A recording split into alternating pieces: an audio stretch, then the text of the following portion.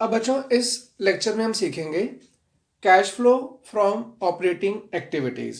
बेटे इसकी शुरुआत कैसे करनी है आपको। सबसे पहले हमारा आता है net profit before tax and extra ordinary items. Net profit before tax and extra ordinary items. Okay,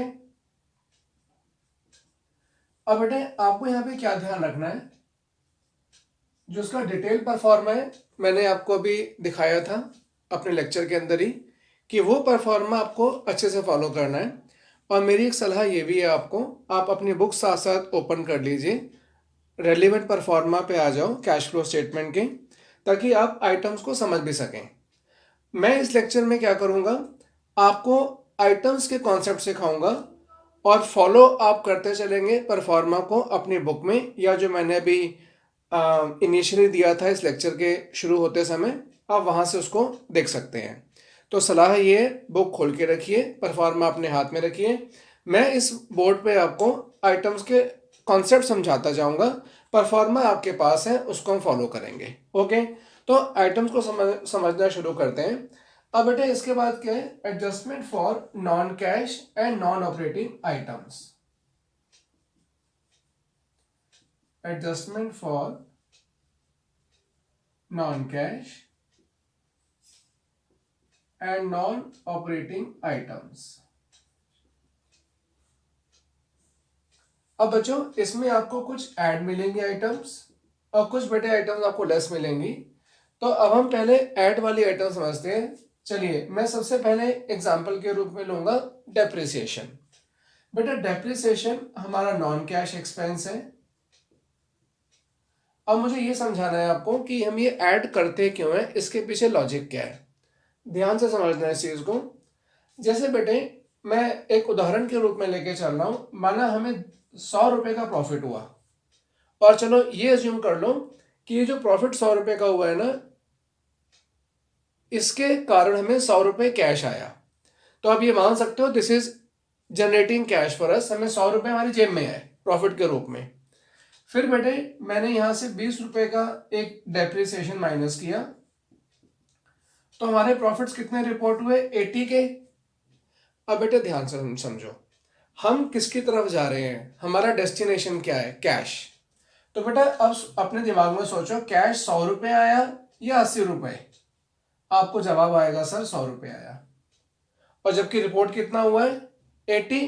तो बेटे अब मैं 80 के अंदर क्या एडजस्टमेंट करूं कि मैं अपनी कैश तक पहुंच जाऊं। 80 के अंदर मैं क्या एडजस्टमेंट करूं कि मैं अपने कैश डेस्टिनेशन तक पहुंच जाऊं। अब आपके मन में जवाब आ रहा होगा, सर आपको वापस जाना है, आप एक काम करो 80 में 20 ऐड कर दो, आपका 100 आ जाएगा।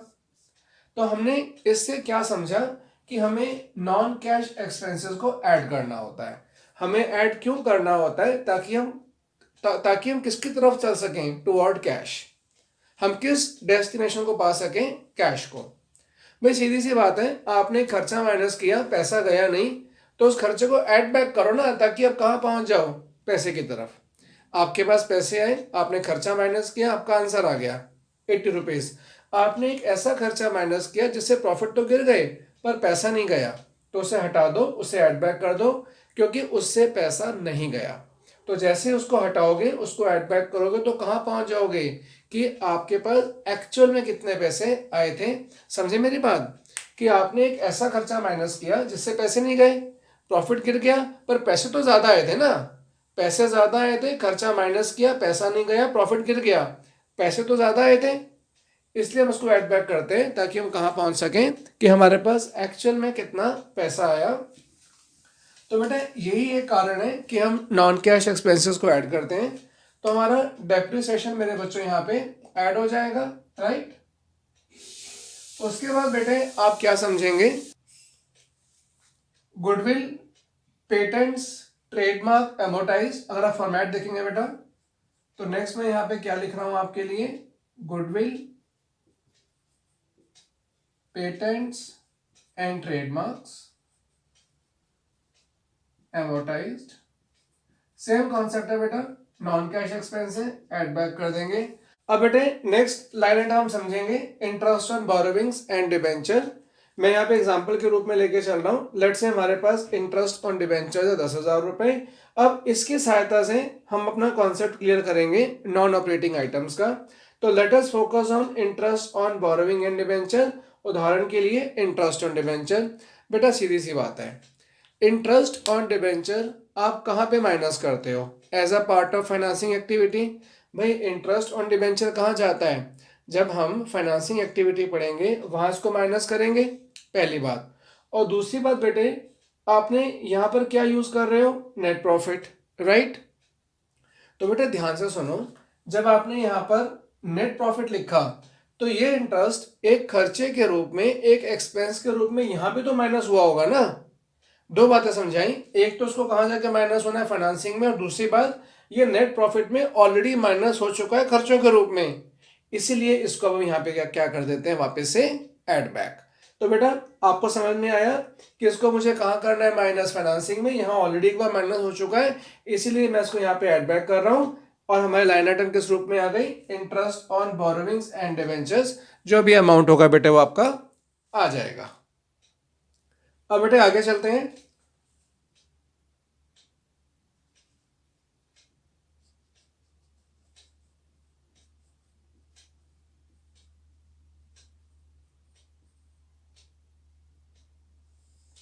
कुछ हम डिडक्शंस वाली आइटम भी देखेंगे।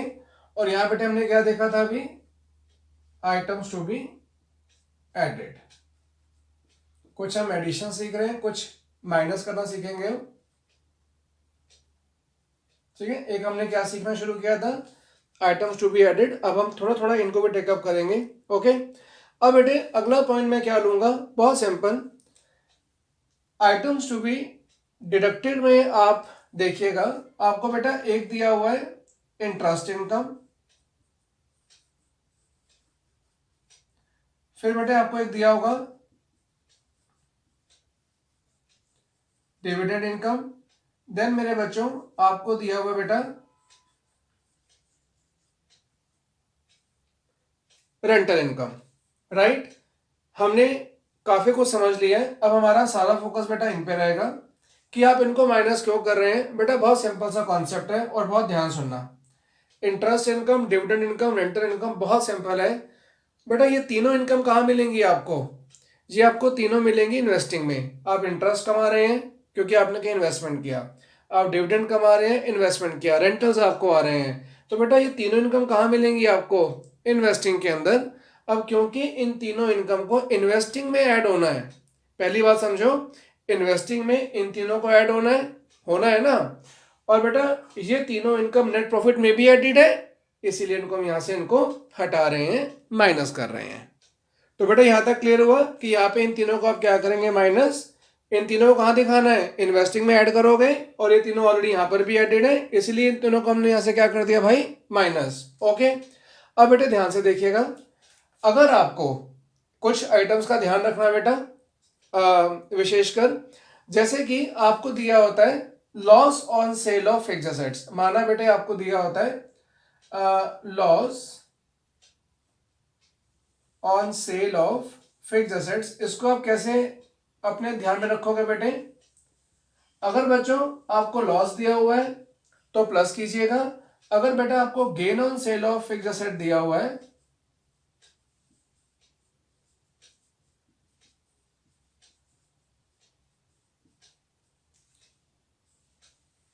तो बेटा वो आपका क्या हो जाएगा? माइनस। समझे आप लोग? अगर आपको लॉस ऑन सेल दिया बेटा तो वो प्लस हो जाएगा, लॉस ऑन सेल दिया मेरे बच्चों तो प्लस हो जाएगा, और बेटे अगर आपको gain on sale of fixed asset दिया हुआ है माइनस हो जाएगा।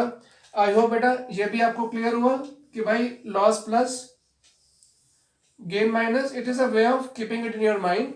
अभी तक क्या क्या सीखा एक बार रिवाइज करवा देता हूं आगे चलने से पहले। डेप्रिसिएशन, गुडविल अमोर्टाइजेशन, कॉन्सेप्चुअली एकदम क्लियर। नॉन कैश है, पैसा नहीं गया, ऐड हो जाएगा, कोई इशू? क्लियर है। इंटरेस्ट हमने समझ लिया, फाइनेंसिंग में जाना है, यहाँ पर एड बैक हो रहा है। ये तीनों इनकम कहाँ जानी? इन्वेस्टिंग में, यहाँ माइनस हो रही है, ये भी क्लियर हो गया। उसके बाद सर ने क्या समझाया भाई? ध्यान रखना, लॉस प्लस और गेन माइनस। और सर ने क्या समझाया?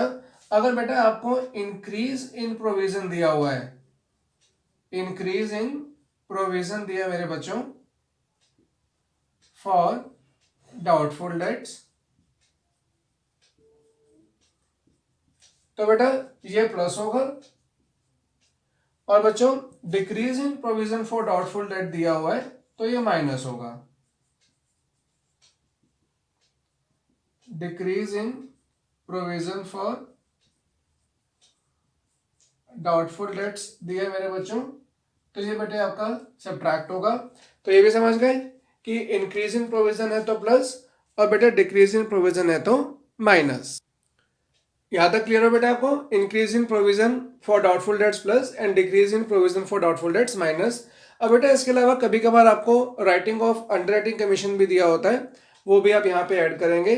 अब बेटे फॉर्मेट को ध्यान से पढ़ते चलना ताकि आपको आइटम सारी क्लियर हो जाए। अब बेटा इन सब के बाद जो हमारा जवाब आएगा वो आएगा operating profit before working capital changes. अब बच्चों इसके अंदर हम कुछ वर्किंग कैपिटल एडजस्टमेंट्स करेंगे, वो मैं आपको समझाता हूँ।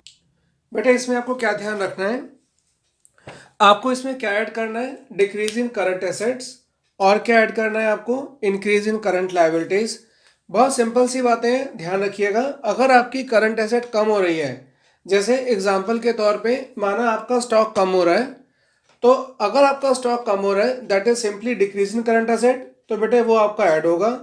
ऑन द अदर हैंड अगर आपका स्टॉक बढ़ रहा है तो वो क्या रिप्रेजेंट करेगा, इंक्रीज इन करंट एसेट, वो बेटे क्या करोगे आप, लेस। उसी प्रकार से अगर हमारी करंट लायबिलिटी बढ़ रही है, इंक्रीज हो रही है, तो प्लस। उदाहरण के तौर पर जैसे हमारे क्रेडिटर्स, अगर बेटे हमारे क्रेडिटर्स बढ़ रहे हैं तो प्लस होगा, और अगर हमारे करंट लायबिलिटी यानी क्रेडिटर्स अगर वो कम हो रहे हैं तो माइनस होगा। बेटे आपको ये चार बातें ध्यान रखनी है, decrease in current asset plus और increase in current asset minus. Clear हुआ?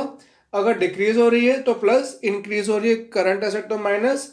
और उसके बाद बाकी दो बातें क्या हैं, अगर हमारी करंट लायबिलिटी बढ़ रही है तो प्लस हो जाएगी, और अगर हमारी करंट लायबिलिटी कम हो रही है तो वो माइनस हो जाएगी। इसके बाद आपका क्या आ जाएगा, कैश जनरेटेड फ्रॉम ऑपरेशंस। अब बेटे जो परफॉर्मा आप अपने बुक में देख रहे हैं बेटा, उसमें ना इसके आगे फर्दर ब्रेकअप्स दिए हुए हैं, मतलब आइटम्स दी हुई हैं। उन आइटम्स को आप इसी को ध्यान में रखते हुए पढ़ना, आपको सारी आइटम्स ऑटोमेटिकली समझ में आनी शुरू हो जाएंगी, आपको रिटेन करने में आसानी होगी। इस चीज़ को पक्का कर लीजिए, वो आइटम्स आपको कंफर्टेबली क्लियर हो जानी चाहिए।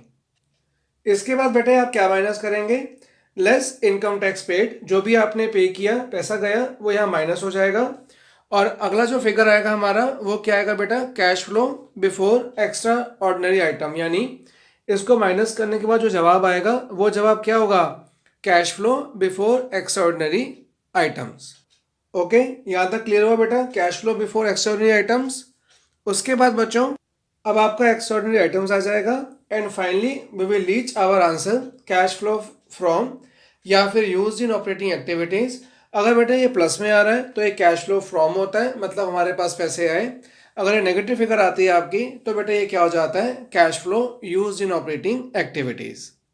अब बेटा हमारा cash flow from operating activity मैंने यहाँ समझा दिया आपको पूरा। आप फॉर्मेट में दी हुई एक एक आइटम को ध्यान से पढ़िएगा। आई होप आपको इस लेक्चर से बहुत मदद मिलेगी उन आइटम्स को समझने में। Best wishes.